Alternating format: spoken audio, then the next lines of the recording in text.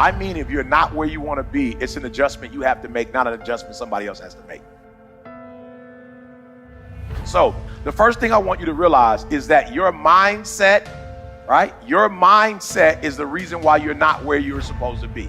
All right, it's your mindset. There's something in your mainframe that's wrong for this particular time. Now, what does that mean? Because some of us, we so married to where we've been. We so married to where we come from. So what am I telling you?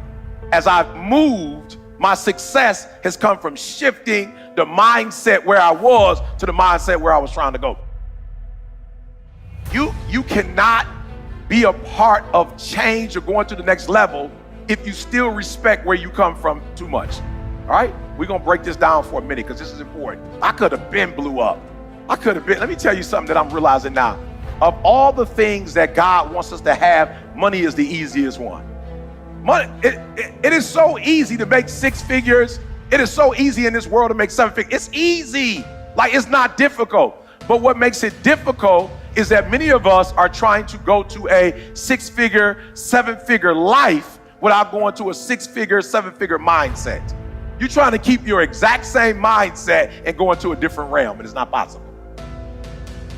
And the hardest thing you will ever do is change your mindset. Once you change your mindset, everything else is easy.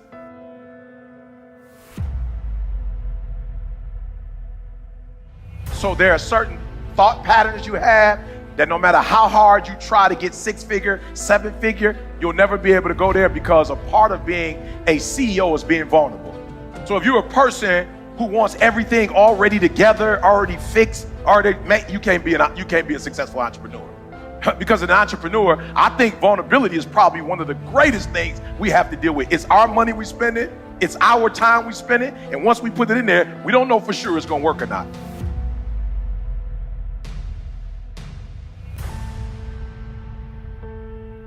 I'm working on a book, right? And the young lady, and as I'm going through with her, she was like, Eric, the hardest part about working with you is that you don't have a demographic. Imagine the kid that was 13, 14. Imagine I wish y'all would have met me. I wish y'all had met me at 21, 22, 23 with the full dashiki boy. They think I'm playing. I don't know where's he at. When I first got to Michigan State, they're like, bro, you're gonna have to calm down. I'm talking about I'm coming to class with the Malcolm, with the looking through the window like what? And I'm talking about any means necessary, right? But you look at me now, and the work that I do is global. And it didn't become global because I became a better speaker. It became global because I started tearing down some of the paradigms.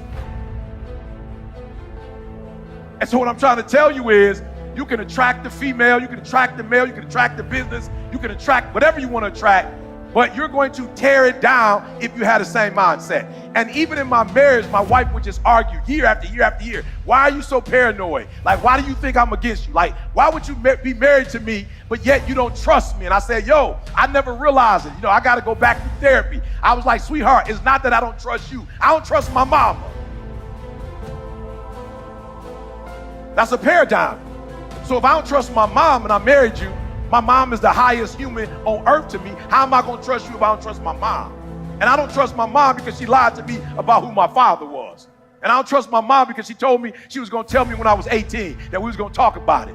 But I was like, Ma, you didn't. You let other people talk to me about it. You let other people tell me. So they told me their story. I never got your story. And so now I'm messed up, because if you can't trust your mama, you can't trust no human on earth. And so now God is like, you got to fix that. You can't be going in these environments. I'm blessing you with all stuff. You're going to lose everything. The highest thing in the world is trust. You don't trust people.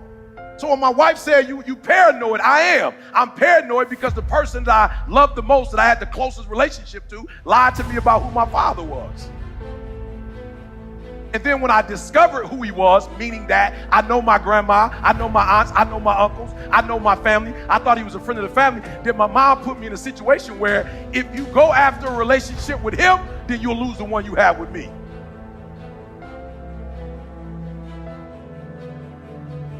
But I want you to pay attention to what I'm doing. I want you to pay attention to what I'm saying. And then in your own world, I want you to do it, right? So I want you to look at the people that you look up to in your world. Look up to those people who you feel like, man, in this area, they got it. I don't have that area. And I want you to actually physically write down everything that they're doing. There are things that we do that aren't right, but because we do it, we feel like it's right. There are ways that we think, behaviors that we have. It's not right. It's not productive. It's not helping you and your family. It's not helping you personally. It's not helping you spiritually. It's not helping you make money, but you're not objective because it's you. You feel like it's okay. If it's wrong, it's wrong. And I want y'all to get to the point where you are mature enough to say that even though it does not feel good, even though I don't like it, even though it's not something that I want to do, I can't keep doing what I feel because it's not going to take me where I'm trying to get to. I have to be factual.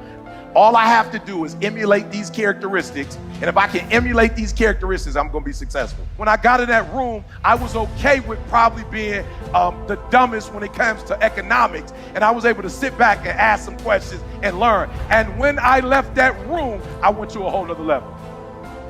Write that down. I will no longer bring my feelings to business. Good communication is the bridge between confusion and clarity.